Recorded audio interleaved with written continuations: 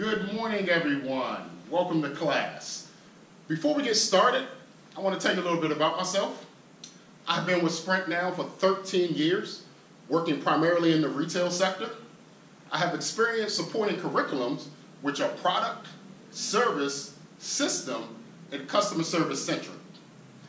I look forward to sharing this exciting material with you all today. Before we get started, let's take a look at the class objectives. Take a look here.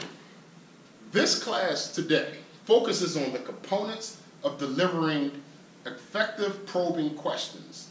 Students who successfully complete this training will be armed with the knowledge necessary to better position Sprint's product and services to specific customer needs. Now that we know the objective, let's move on to the agenda for today.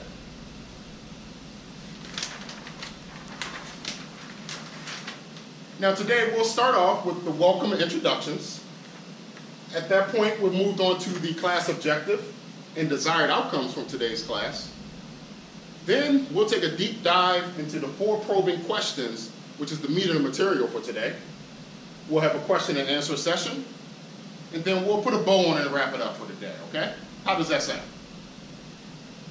Now, let me know what you think about this today. A couple of weeks ago, I wake up, I had this bad stomach ache. I was so sick. I turned over to my wife.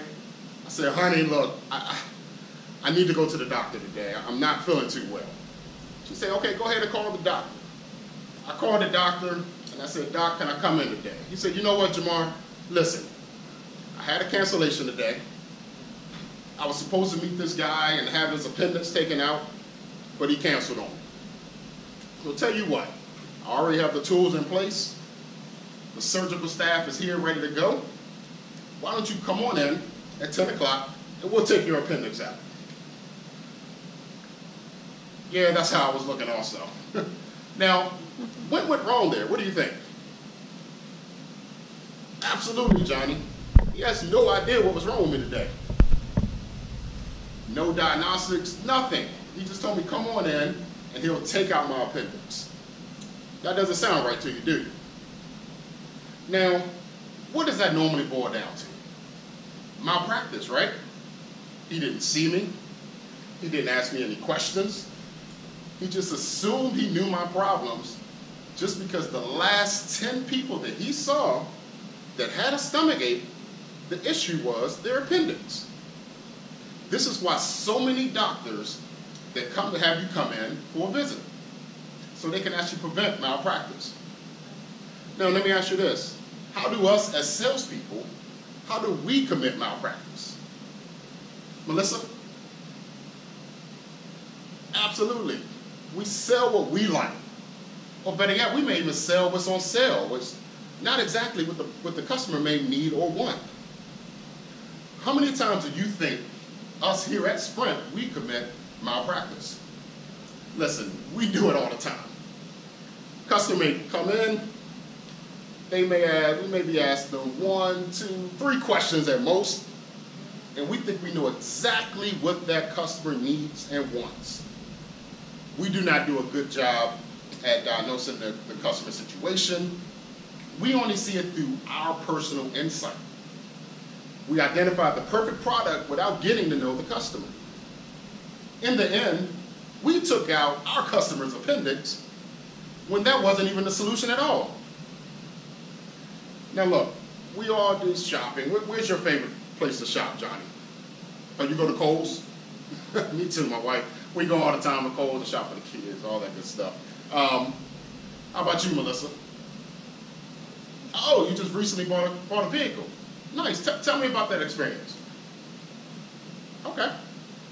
Now, let me ask you this. When you went in to buy that car, what if the salesperson came out and they just started spewing all the features of this car and all the features of the benefits of this car without asking you any personal questions? How does that make you feel? Demeaning? I can see that, absolutely. Absolutely. What was your reaction? Oh, you walked out the store. Yeah, I can see that also. I guarantee you that sales rep did not close the sale, right? Right, absolutely. Now, in these instances, the salesperson isn't truly looking out for the customer's best interest. It seems like the salesperson might only be worried about making a sale, right? Exactly. Listen, the only way to understand the customer's needs is to do a needs analysis. We talk about it all the time. The objective to asking probing questions to the customer is to find out the who, the what, the where, the when, and the how of the customer. This helps determine the customer needs and allows you to make a professional recommendation based on those needs. Just like a doctor who doesn't make a diagnosis until he or she sees that patient and asks many questions, you cannot make a diagnosis with your customer without doing the same thing. Your ability to effectively ask probing questions of your customer defines the difference between a consultative salesperson and the rest of your competition. Okay, before we move forward, do we have any questions about what I spoke on thus far? No? Okay, let's take a look at the 4 probing questions.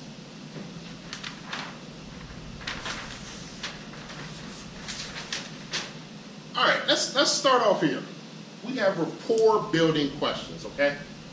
These questions, essentially, they allow more in-depth answers to help determine real-life needs of the customer.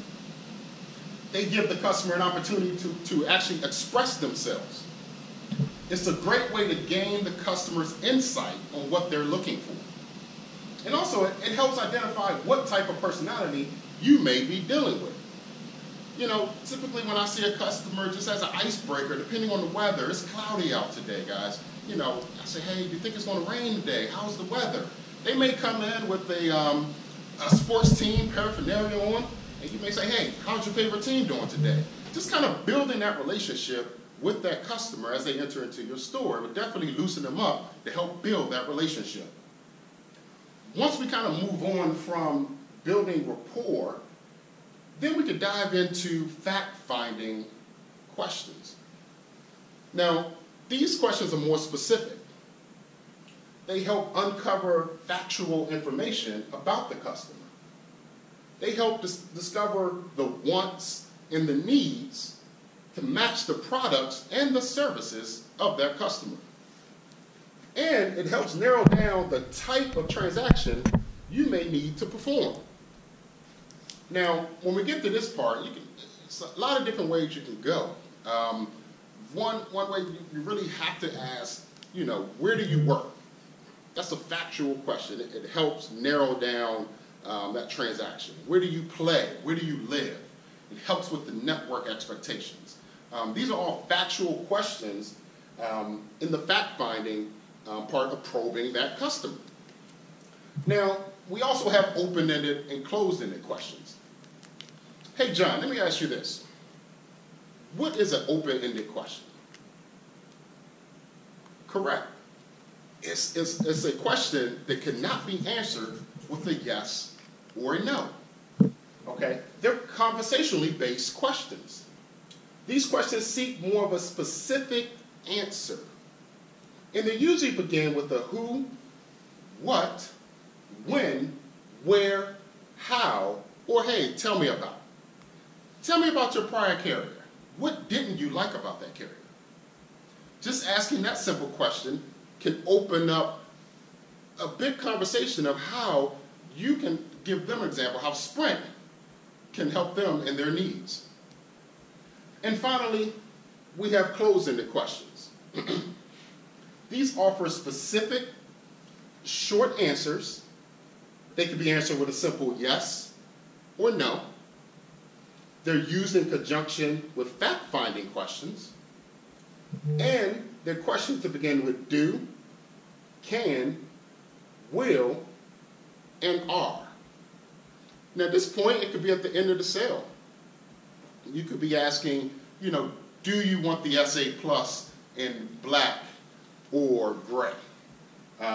These are very specific questions when it comes to closed-ended questions, okay? Now, we've come to the end of this discussion. Let me ask you this. Do you have any questions for me? No? Thank you. Now that we're at the end, I want to thank you for your time. And I want to kind of wrap it up here. From what we learned today, you all are now better positioned to understand how to pair Sprint's products and services to customer needs.